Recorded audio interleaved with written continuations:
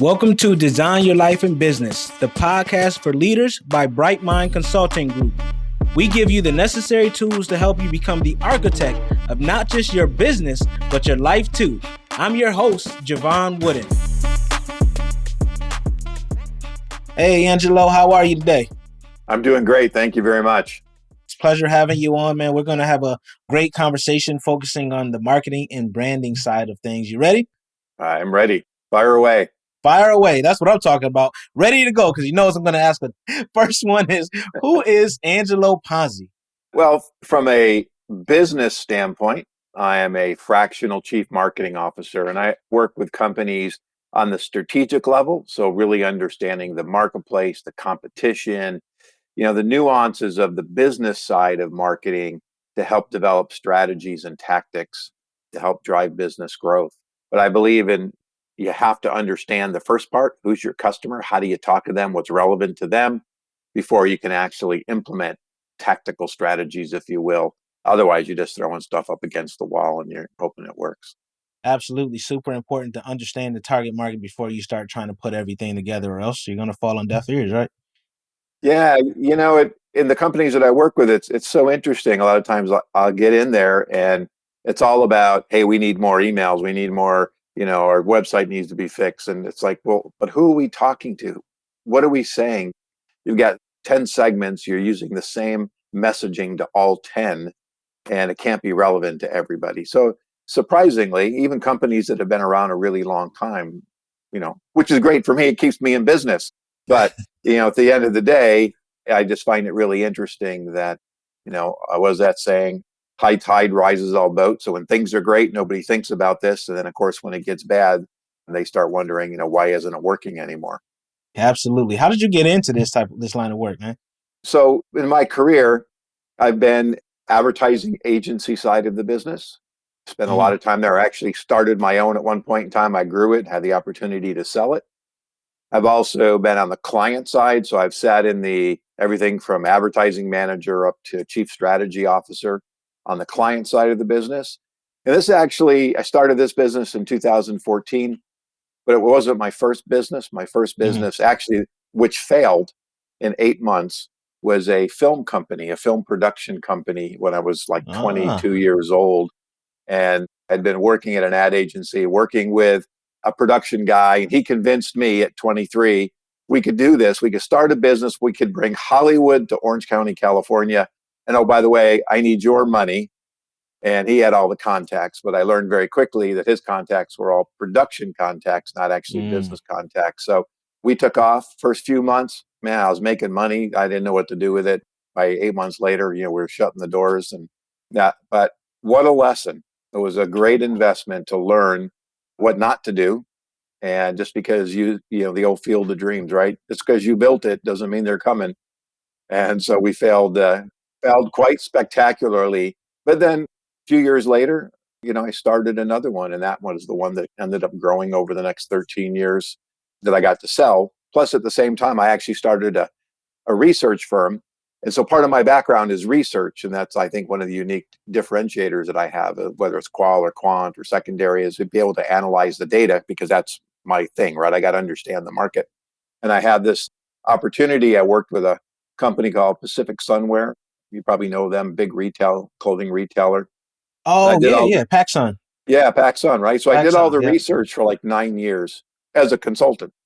And I travel around the country, but behind the scenes were, Bob Hurley and McKnight of Quicksilver and all these, giants at the time. And they're all going, man, we wish there was information in this industry like we're learning today. And I went, well, wait a minute, I'm a smart marketing guy. So I started a research firm in the action sports industry. And I got to grow it over the same period. I was doing the agency about 13 years, became de facto standard. I mean, I got to work with Nike and all these different companies. And Goldman Sachs used to meet us once a quarter to look at our data because they wanted to do acquisitions and all this. And it was cool. And I've been telling this story. I'm not even sure I should. But at the end of the day, I was named in a book called Explanation as one of the game changers in the action sports industry. However, I had never surfed, skated, or snowboarded in my life. But that was the power, and that is the power of data. Absolutely. Well, if you think about it, there's some great coaches who have never played the sport. The key is you get to see it from a different point. That actually kind of can give you a leg up because you're analyzing from a different dynamic, a different perspective. Instead of that player perspective, or so to speak, you're analyzing from the extrinsic view. So you're seeing things that they would not see. So that's probably where you identify like that research and you're like, okay, this is the things that I know people would want to know just from a general standpoint, right? And then you applied it. That's pretty much what a consultant does, right? You don't necessarily need to know the industry. You just need to know that there's some transferable things that can be applied to that industry. Well said. That is exactly right. I get questioned, well, do you have a client in the HVAC, big commercial stuff? And when I first met him, they said, do you have experience in this industry? And I said, yeah, I turned my air conditioning on and off at home. And they laughed. I said, but I don't need to understand. I'm going to learn. More importantly, I'm going to get data, that information that you won't know. And they go, oh, of course, we've been in the business 70 some odd years. We know everything. Well, at the end of the day, they were surprised to learn a lot of stuff that they had no idea from their customer perspective. All their customers loved them. And this is an interesting story. So all their customers loved them. Again, power of data and marketing, right? That ultimately is about branding as well. But one of the things we found out is that their customers, their clients, which were primarily mechanical engineers, were aging. They're getting ready to retire or frankly die off. And there was a whole new group of young engineers. And when I said, these guys are going to retire or die, and the new engineers have no idea who you are.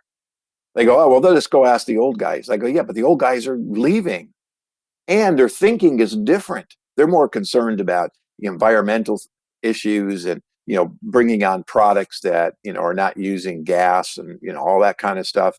And you have Right. no products like that. So you might have been around for, whatever, 70 years, but you might not be around for another 10 if you don't change your thinking. And so that was one of the big revelations that came out of just talking to customers. And so, anyway, I have this tendency to tell a lot of stories, so you can stop me at any time.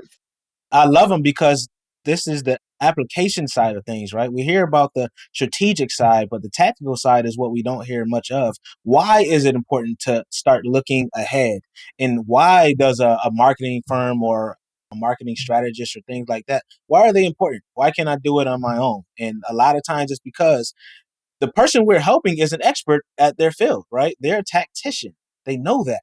But the outside, the external skill sets that they're faltering. Why, when you said it beautifully yourself about being a consultant, I don't need to be the expert because you're the expert. You need somebody from the external perspective to see the gap that you can't see or you don't know about. So I think it's great that you're using some applicable things so the designers listening can really put that into their business to understand, okay, marketing isn't just, running some ads and hope it will come, or marketing is, me making a pretty logo and all that other stuff. I think those are some of the common misconceptions that we have about branding and marketing. What's some others you could think of, Angela? Well, I think, well, first of all, your logo is not your brand. And I hear that all the time. I need some branding. I need a new logo. I go, well, wait a minute. Let's step away, right? Because there's Right. multiple facets that make up your brand, whether it's your brand personality. And I equate that to the human person, us as humans. What's Mm-hmm. our personality, especially with small companies and founders? Ultimately, the brand tends to take on a little bit of their personality. And so, what is that? Is it outgoing? Is it friendly? And that also translates into tone of voice, right? How do you want to speak to your customers? Do you want to be authoritative and dictative, or do you want to be friendly and a little jovial or poke a little fun? I tend to actually be very conversational in my brand where I'll actually, and I'm criticized by my partner sometimes about, you can't say that. And I go, yeah, but it's fun because it's a lot of tongue in cheek to me to try to drive home a point. But it's about personality, and then from the brand standpoint, so what's the personality of the brand? And then it's about positioning. How do you want to be positioned in the marketplace? You've seen pictures, right? A lot of green apples, one red apple, a lot of pencils, one colored pencil, those kinds of things. It is about how you want to differentiate. And the points of differentiate are really interesting. A lot of people, and I'll say people, companies that I've dealt with, I do this process called VRIO, which is what's valuable, what's rare, what's difficult to imitate. And then the O is operational excellence, and that's about adaptability within the organization. But when I say what's value, what's a value that you do to your customers that we can use to differentiate your brand? Oh, we got great people. As a matter of fact, if you got better people than me, I'm going to steal your people. Why? Because Right. it's not rare and it's easy to imitate. So, really, when you think about it, even from a technology standpoint, it's a little easier. But to drive and really make companies in your audience to really drill down to what makes you differentiate from everybody else that's in your space, right? I go to these meetings and it's a big networking group. And I've been in it 3 years. And still this day, I go to a meeting, and by the time it gets to me, I've heard the words branding, marketing, digital marketing, you know, LinkedIn experts, and all this kind of stuff. And it's like none of these people are really differentiating themselves from everybody else. I think I have. I think I've done a good job, and I've told I've done a good job in doing that. Or of course, my favorite is, Angelo, I do the same thing he does. In my mind, I'm going, well, then just use me. Why hire him if he does what I do, right? And so that point of differentiation is really difficult to find because it's a little more tangible. Because again, is it easy to replicate? If a client says, I've got 100,000 square foot, manufacturing facility, and my competitors have a 50. Well, wait a minute, that's valuable. So I'll call it rare at this point in time. And it's difficult to imitate because you got to go out and spend a lot of money to build your facilities, or whether it's technology, or whether it's expanding globally, or moving, warehousing space in the middle of the country to make your shipping of your products easier, whatever that happens to be. So differentiation is really important. And from a designer standpoint or from a marketing standpoint, we're not dealing with warehousing or any of that kind of stuff. So the question is, what can we do to differentiate who we are, whether it's styles or the way we approach things or a process. I have a lot of processes that I use that I know a lot of my competitors don't. Ironically, some of my competitors, I'm a white label for them behind the scenes, which is Oh, always awesome. interesting. And so those become essence of your brand. Ultimately, you get down to the identity, which now we get into the logo and the colors and all that kind of stuff. So the branding, from your standpoint of creating what your brand is going to stand for, is important. And then, of course, how do you take all that same information and translate that when you're working with clients? Absolutely. And thanks for that, because that was going to be one of the questions, what is branding? You just stated it beautifully. On your site, one of the first lines under problems, like problems that customers have, you mentioned you wouldn't build a house or office complex without a blueprint to follow. So what's the blueprint to building a solid brand? So that's great. You picked up on that because that's kind of my point of differentiation, right? I don't call them marketing plans. I call them blueprints because ultimately I need to understand. So, I mean, let's put it in that perspective. If I was going to build your house, I wouldn't just show up one day with a bunch of blueprints and say, here it is. Or I wouldn't show up on the day that you think I'm coming to discuss your project with wood, a crew, hammers and nails, because I don't know what I'm building. Right. So if Right. you just put it in that perspective, the blueprint is understanding what's important to the market, what's important to the customer, what do they want to accomplish? Do you want 10 rooms? You want 2 rooms? You want a bathroom in every bedroom? If so, equate. What are you trying to accomplish ultimately with your marketing plan? I go out, customer says, I want to grow my business from 10 million to 50 million in 5 years. Okay, great. So let's work backwards and figure out how we're going to get there, because it isn't going to happen in year one. So what are those building blocks? What does the print look like to kind of get that foundation? I call it a lot of foundational work. And that's where I talk to the customers. I want to interview your customers if you have them. I want to dissect your competition. I call it a deconstruction reconstruction process, because if I break them down, I can see how they're marketing. I can see what their messaging is. I can look for what I call antes, right? If you play cards, there's an ante. Kind of, you have to have that. So if everybody's saying the same thing, only can conclude that it might be important to the marketplace. So do I need to say that? Maybe I'll find out a little bit more when I'm doing your customer research. And I'll explain that a little bit easier, because I say research, everybody goes, oh, I can't afford that. And so when you start to piece all this back together, you start to get a framework of how I can start to communicate, how I can position my brand slightly different. That all becomes that foundational work in the blueprint. And then ultimately, now you've got your objectives, you know where you're going, you know your strategies, you know your messaging for your brand. And that's I look at overarching message for the brand, and then I look at a lot of sub messaging. So if I'm talking about a company, here's the company. I want to talk specifically about their brand. Maybe it's an elevator pitch. If I want to talk about their customer service, I have a message for that. So all these foundational messages that ultimately whoever's executing the plan, has that foundation to move from. So that's what I mean by building the blueprint before we get into showing up and, with the hammers in the wood and the crew to actually build it. I call myself a marketing architect, right? So that's that kind of blueprint stuff. And then when I say, I get to the plan, then I say I become a general contractor. I'm going to work with your team, or I'm going to bring in teams to execute. And that's kind of the simple analogy that I use. I think that's perfect. So speaking of landscapes and housing and all that other stuff, the rise of digital and social media, how is that changing the landscape of brand building? Tremendously. I tell my clients and people that I talk to, your website these days is your calling card.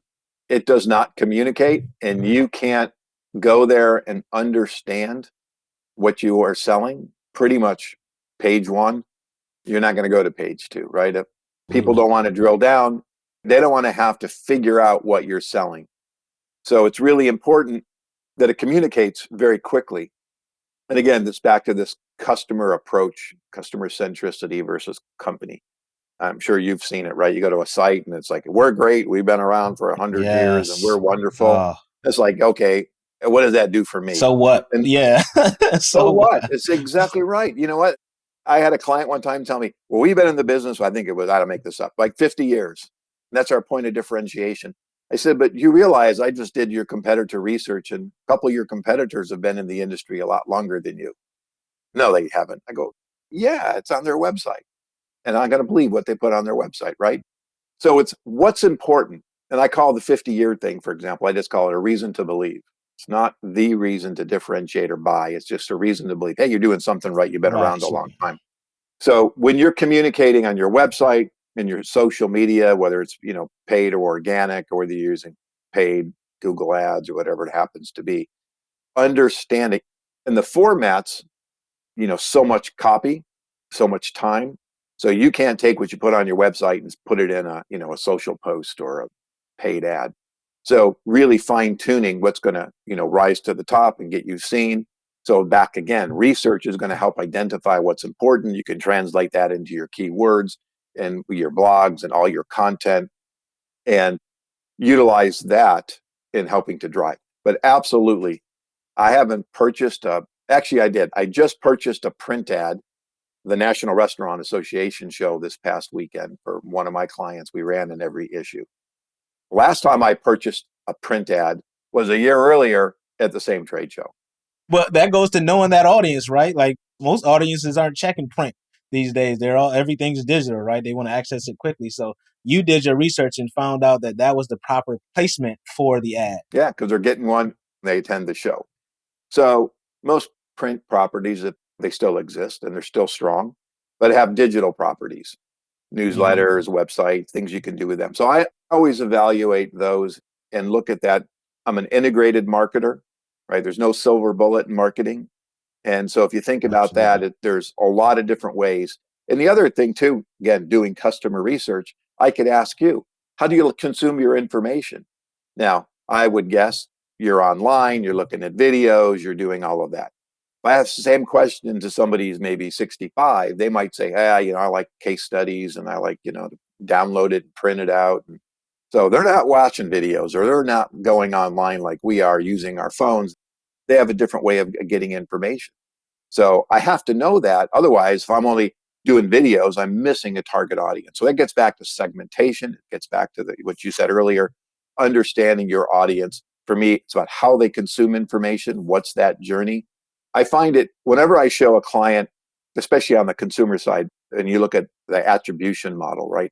How they come in, how they find you, how many times do they come back to the site? They're like amazed that they only see the end result. They had no idea that guy came back or that woman came back 10 times before they ever bought something. And so, understanding all of that. So again, I harp on the idea of research and understanding your customer because it's really important. And I want to make sure I address research very specifically. So to continue to hopefully answer your question, digital is an absolute foundation of everything that I do now. I became an SEO convert last year when I worked with a luxury watch company. And, I'm talking, buy a car, buy a watch kind of stuff. And Gotcha. it's a really expensive stuff. So when I met the CEO, he said to me, "Who do you think my number one customer is?" I said, "Well, it has to probably be somebody in, probably mid 50s or older, has a lot of discretionary dollars, those kinds of things." And he said, "Nope, my number one customer is Google." And I was like, "I'm sorry, what?" He says, "Google." He goes, "Everything I do is for Google. Because if I do a good job on Google, all those other people you mentioned will find me. Otherwise, they won't." I love So, that. it took me a heartbeat. I was thinking to myself, yeah, right, you're crazy. But I tell you what, 7 months later, I became a convert. As a matter of fact, I've even gone off the rails and given presentations on, I have a whole presentation on Google is your number one customer. Because I believe it wholeheartedly that I have to understand back to how are people searching and looking. Stats Right. show that 85%, especially in the B world, will go to the internet to find information first, same on the consumer side. Before they ever pick up a phone, before they ever buy, they'll research, right? How many times you go, I play music, and I play drums, I play guitar, but I saw this Roland drum set the other day on Facebook, and I go, oh my God, they're getting rid of inventory for $39.95. Now I go, wait a minute, I got to go check this out. And, that set sells for like $3,000 on Guitar Center or Sweetwater. So I go, okay, this is wrong. So what did I do? I went in, I started hitting, is this a scam? Is this reviews? Right. And that's what we do now because we carry the power. I'm holding up my phone if you can see it, the power of a massive computer on our phones. And so if I'm not catering to that person, I'm sure you've seen it, right? Somebody's got a great desktop website and they go to the mobile and It's it's crap. trash. Yes. Yeah, Absolutely. No, that was, you definitely answered the question because the internet is our referral system, right? It's our referral network. So if you're not presenting properly on there, whether it's your Google or your YouTubes or your TikToks, your Facebooks, and that's another key, know which platform your people are on, right? exactly. You also have to know that when you're talking about doing that research. So if you're not presenting properly on that, why would they work with you, right? No matter what industry, you're adding friction to them working with you by not being presented properly. So thank you for that. Thank you for going in depth on that, Angelo. But how do you measure success? Like we mentioned, like 7 months later, you became a convert and you do a presentation. Like what do you use to measure success when you on your brand building strategies? Sure. So every client is different. So ultimately, it's knowing, whether we're looking for conversions, what are the KPIs that we measure against? I mean, from simply seeing, your number of visitors, right, or your number of converts, or I want to drive people.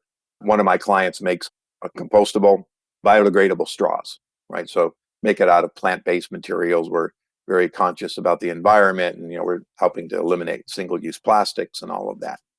So one of the things I look at is how am I getting people there? Are the ways that I'm marketing getting people to my site? Are we converting? So I track every conversion. I can look at the attribution. I can see how they're getting in. I can see what pages they're going to. So I have a page. It's an article actually, but the page talks about bioplastics. For the last 2 years, that has been like my number one blog that they go to. So I can take that Hmm. knowledge and I can write more, I can focus more, I can create materials about it. And so I know I want to keep driving people there. So if I see a drop in that, then I know that maybe I'm getting off key. I look at where I rank in Google. My goal is to be in the top three for sure.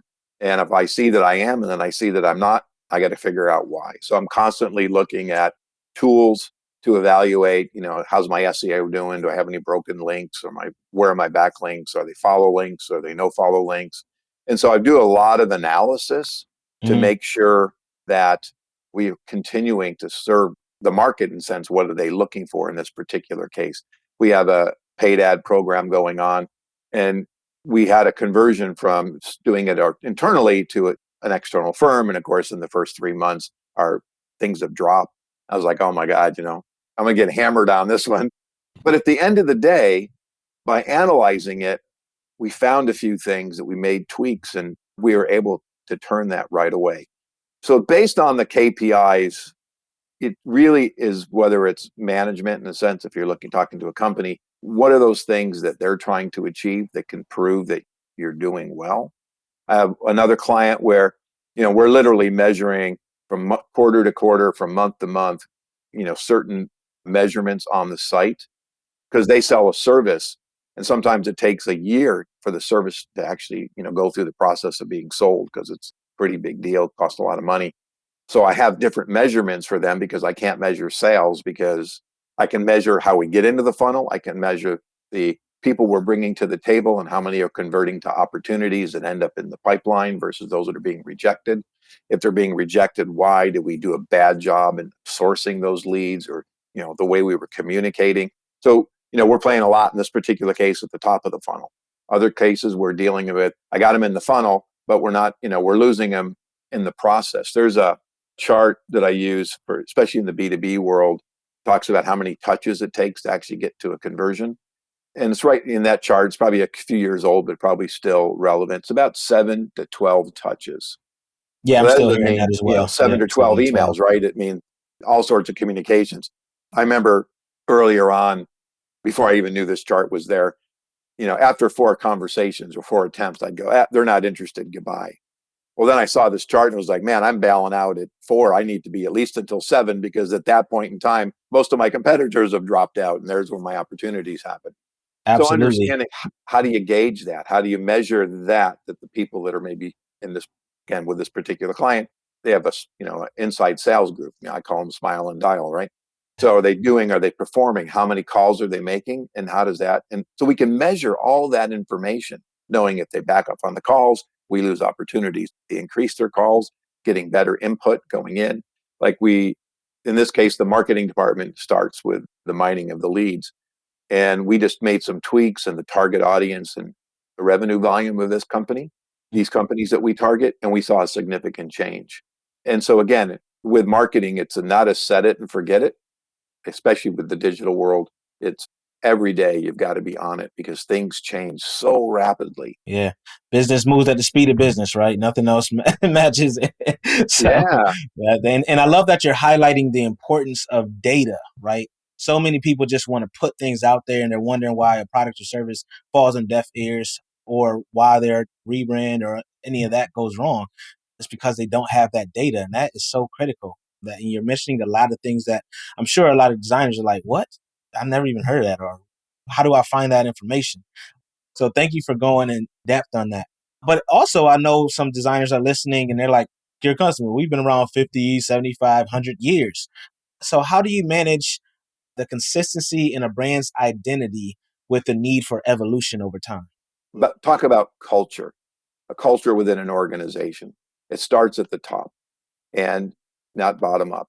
So if the consistency is about leadership and making sure that your brand, your personalities, and things you want to communicate about who you are and the kind of work that you do, Mm-hmm. that's going to be driven down.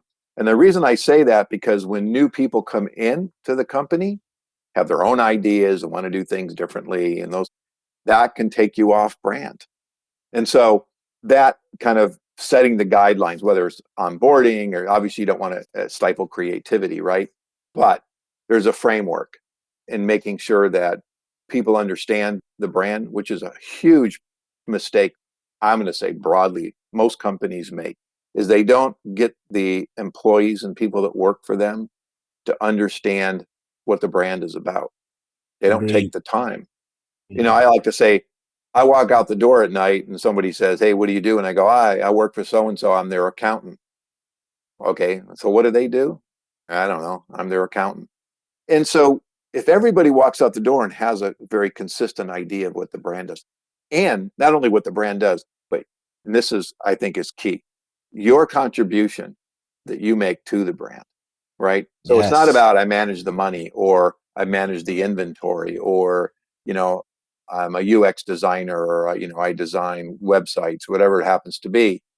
It's your contribution to that helps, your clients succeed, right? So a lot of times people say, what do? Are you in marketing? I said, no, I'm in the business of helping companies reach their dreams and goals. They go, well, explain that. I hooked you in, have a little conversation, and I can talk to that. So I think at the end of the day, whether you're, one person, 10 people, 100 people, it's that consistency, but it's always driven at the top. As soon as the top takes their eye off it and hands the keys over to the crazies in there, everything can get off brand. And so, like when I had my agency, and when we sold our agency, now we're owned by a huge corporation, huge $1 billion advertising agency. But we had our own positioning, our own style, and our own way of doing things. And they let us do that. And that's the reason why they bought us. And we were very consistent in our approach, the way we got to creative executions, the type of work that we did. We never, just did stuff because, to get it out the door, or we wanted a quick buck. Everything held to these quality standards that we just never let go. And so every piece of work had to go through, the creative directors, and then ultimately even the account team had to approve of it, because we wanted to make sure that we were putting out the work that held the agency in the highest standard. And so never, again, I think I've answered this, hopefully I have, but it's really important that, again, leadership ensures that the people underneath are executing, and again, understanding what the essence of the brand is so important. And again, in their contribution. Absolutely. It just reminds me of something I always talk about, is that leadership through storytelling. Everything is storytelling. Your brand is storytelling, Yep. right? You're hitting on that when you're saying they need to feel like their work is meaningful. They need to feel like they're not just going to work for a check. They're doing something, they're contributing to something that matters. So, and that really starts with telling that story, understanding the missions, the values of the organization, and so they can embody that. And they're becoming ambassadors. And I think that's a key that a lot of companies miss, leveraging their employees and their customers as ambassadors of that brand to evangelize, to get it out there. I think that's one of the marketing misses. A lot of people look at marketing dollars and ROI. That's one of your greatest ROI. So you want to make sure that you're conveying those messages to your customers and your employees, to your people, and not forgetting about that aspect, especially with the advent of all this tech stuff that's coming up. We still need that empathetic and that human component. So thank you for hitting Yeah, on that. spot on. You're absolutely right. And, take a little bit away from the rational side of it, right? And to kind of expound on what you're saying, it's the emotional connection. Now you're making an emotional connection within your organization. The work that you're doing should be making an emotional connection with your customers and their customers. Because ultimately, if we have an emotional connection, it's very difficult. It's more difficult to break that than if all we're doing is a transaction that's rational, right? 100%. And then on the opposite side, I know we covered, talking about someone who is well established and they have to kind of keep that brand identity as they evolve. What about the other side? What about the new startup or the new entrepreneur who's looking to build their brand? Do you have any tips for them? Yeah. Don't fall in love with what you're doing.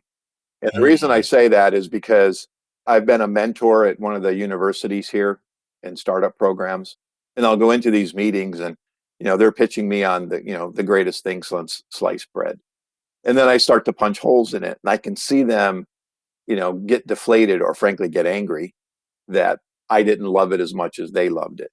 And so you have to, like anything, divorce yourself to get kind of that rational side of, or the emotional side, and get a little more rational in this particular case. And this, everything we just talked about, is there a need in the market? Is somebody else in the market? Is somebody else already producing this product? And so just stepping back and being a little bit more real, is there an addressable market? Which is, a lot of companies don't get that far, right? So you look at, total addressable market, your serviceable addressable market. And if the market's $1 billion, I love these pitches, right? This market's $1 billion and all we need is 10%. It's like, hey, number one, you're never going to get 10%. But that's that being unrealistic part. And then don't ask your brothers and sisters and your cousins and your aunts and uncles if they think it's a good idea, because they will tell you yes. And the reality is it may not be. I worked with a company that had a startup, and it was a shoe company where you could rent shoes online, wear them, and then send them back. And then they would, donate them to a charity. And they literally told me, yeah, everybody thinks it's a great idea, when I asked them if they did any research. I cautioned them. I said, I think you need to do some more formal research to really see, because I don't know. And my wife does not buy shoes. I don't know any women that buys a whole lot of shoes on the internet. I'm sure they do. I'm sure they return a lot because shoes are a little more personal.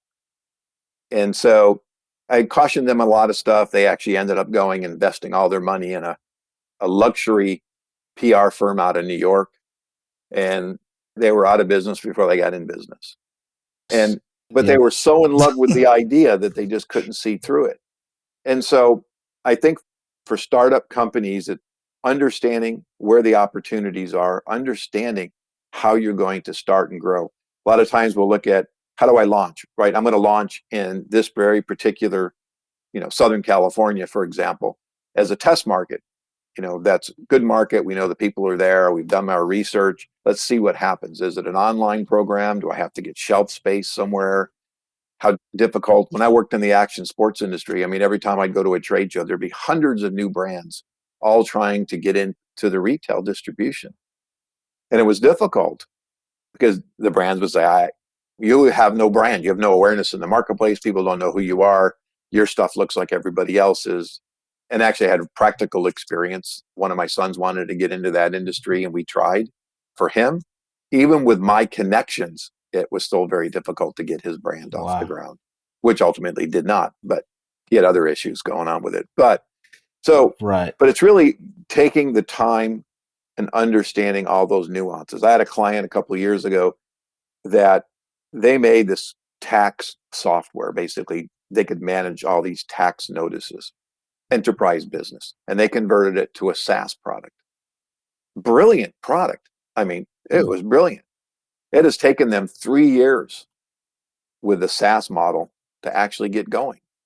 And I saw their pitches. I knew all that, but it was a different kind of sell and a different audience than they were used to selling to. Right. So all those things have to be analyzed in building your business plan and your strategy plan. So like I'm saying, don't fall in love with it. You can love it, but don't fall in love with it where you're blind, and making sure that you've checked all the boxes in order to be successful. Right. You and I have both pivoted, so we know exactly what it is to not fall in love and have to shift based on what the market wants and needs. And then that also brings me to the point of doing like a SWOT, not focusing on the strengths and the opportunities so much, but more so on those weaknesses and threats, because that's where a lot of people don't put that much time.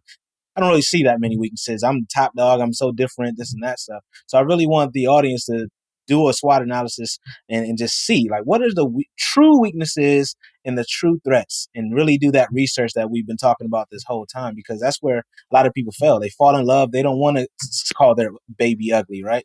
They just want to see the pretty side of it. So that's really key. I'm glad you mentioned that, Angelo. Yeah. And I love the fact you brought up a SWOT analysis. It's not a difficult process, but it becomes difficult if they're just throwing stuff in there. And I had a client that I actually sit on their board. And a couple of years ago, they said, yeah, we just finished our SWOT analysis. We're in a board meeting. Would you like to see it? And I said, yeah, absolutely. And I looked at it. Some of the stuff made sense to me. Some of it didn't make sense. And I said, have you been doing this all along? They go, oh, yeah, we've done it for the last 5 years. I said, can I see those? And so they brought them all out. I swear, they were almost identical. So in my mind, it's like, you've been doing this for 5 years, but you're not doing anything, which I want to make the point about what you said. Don't just put it on a piece of paper. If there are threats in your industry, or there are weaknesses that you can turn into, opportunities or strengths, you need to act, not just put it on a piece of paper and say, I did a SWOT, right? There's a stat that I use that I couldn't even tell you who I'm quoting, but it was like 92%, it's probably Harvard Business Review or something. 92% of all strategies fail because of poor implementation. And that's probably being generous. Yeah. That's probably being generous. I know we see it all the time. People like, yeah, I want to do that. And then nothing ever is implemented, for sure. That's a key stat, though. I love that. So we're going to take some time to shift here to our by design segment, where I ask every guest the same 3 questions. You ready, Angelo? I'm ready. All right. So 1, what has been the hardest part about designing a life and business you don't need a vacation from? Boy, I don't want to be cliche and say that old saying, if you love what you do, you're not working, or whatever that saying is. I can't remember, but you never work if you love what you do, kind of thing. Yes. That the hardest part, I think, for me and what I do because ultimately I sell time, right? I sell me and the people that work for me, is giving myself permission to know that I can take time if I need it. But ultimately, it's about a passion. I love what I do. And I've been doing it a long time. Even in my earlier days, my focus was planning and research and strategic planning. So when I started this business, I had a choice. I could become another advertising agency or marketing agency, but I chose to pick what I really love to do. And so making sure that I'm true to that, back to my brand. If you come to me and say, I need a website and that's all you want, I'm going to tell you to go to somebody else. And so that keeps me kind of whole, which gives me some peace. And then ultimately, am I adding value to my clients? And that allows me to take a vacation without taking a vacation, whatever your question was. Nah, I love it. Number 2, best lesson you've learned on your entrepreneurial journey. Networking. In my life, for whatever reason, I think back, I just never really networked like I networked in the last 3 years or 4 years. I probably, in the course of a week, probably spent 8 hours a week going to meetings, networking, coffees. I love the golf ones. I got to get into that. I keep saying it. Yeah, I'm very passionate about it now, even though I'm not very good, but it's a lot of fun. That if you want to grow your business, you can't just do it by sending out emails or doing a great job on the internet, right? If people go to a networking meeting and you talk to 10 people, potentially they walk away, are your new brand ambassadors. And so for me, really digging into getting people in different fields to understand what I do.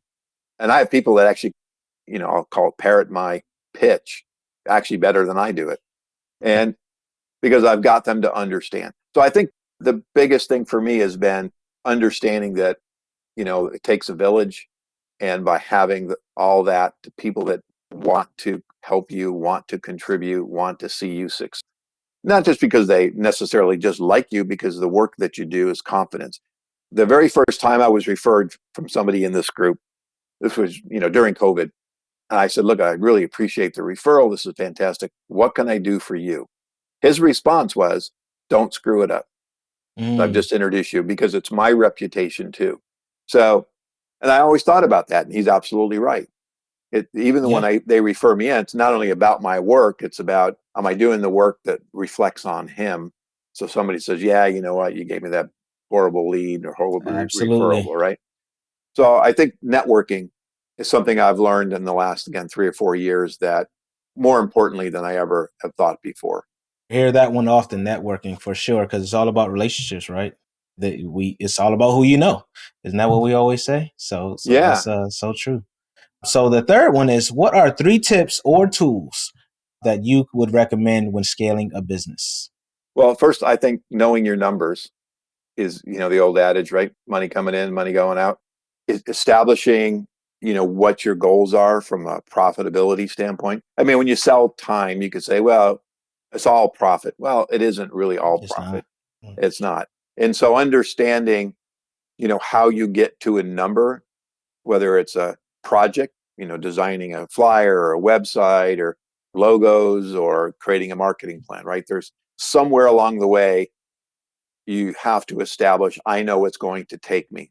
I know how long it takes me to write a plan. I know how long it takes me to do competitive analysis.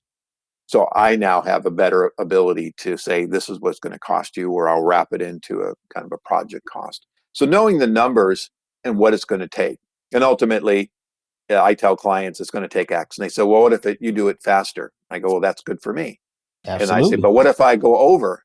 Is that good for me too? And they go, well, no, you said it was X. I said, great. So that's the price. I'll stick to it. If I go over, my fault. If I go under, good for me. But I think that's probably one of the most important, because you can work on a project. At the end of the day, you go, man, I lost my shirt on that. I can't do that again. And I've certainly had those projects. So pay attention to your numbers, what it takes, your expenses. And because at the end of the day, you want to put some cash in the bank. And the cash in the bank is going to help you perpetuate your business, especially in the downturns. Marketing dollars. I mean, I have my own marketing. I actually have people that work for me that I pay them to help me with my marketing, even though I'm the marketing guy. Absolutely. They have my vision, they know my brand, they know my voice. And so they're out doing it. So I can, be doing stuff like this and, talking to clients.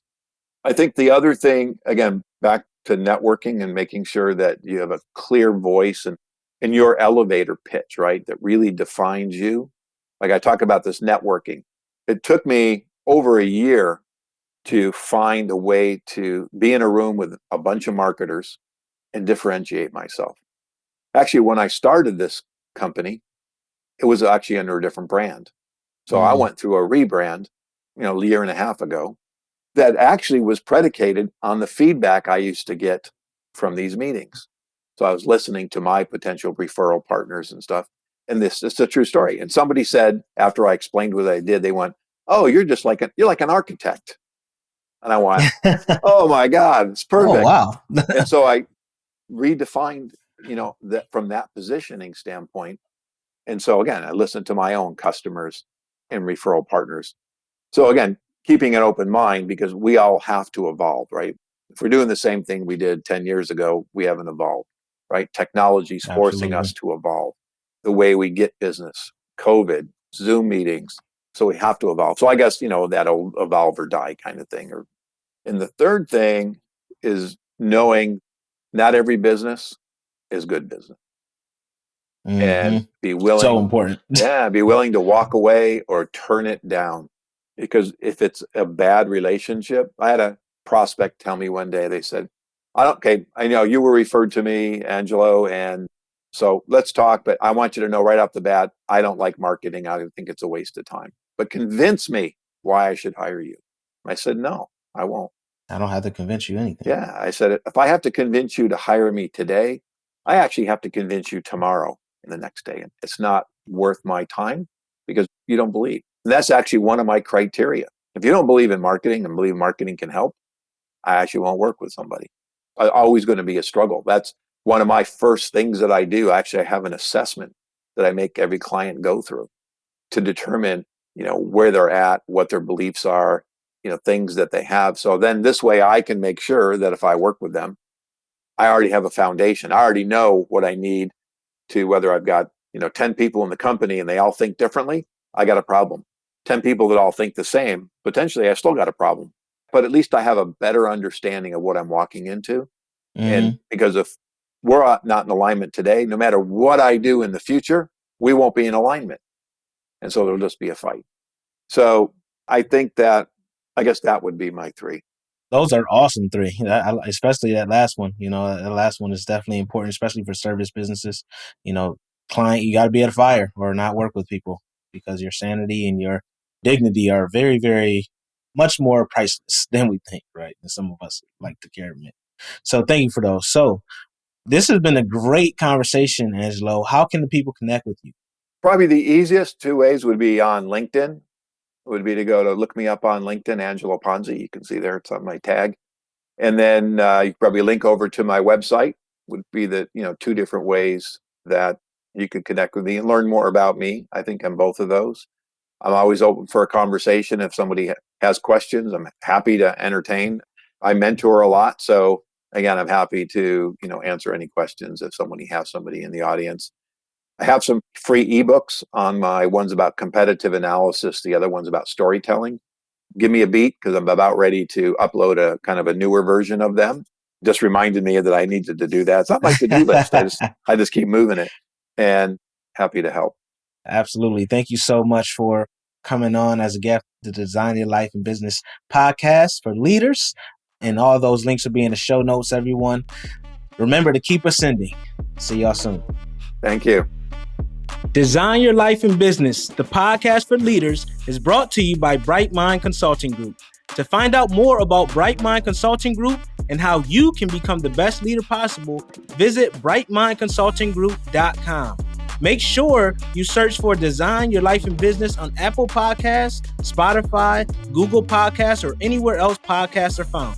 Click subscribe so you don't miss any future episodes. On behalf of the team here at Bright Mind Consulting Group, we cannot thank you enough for listening.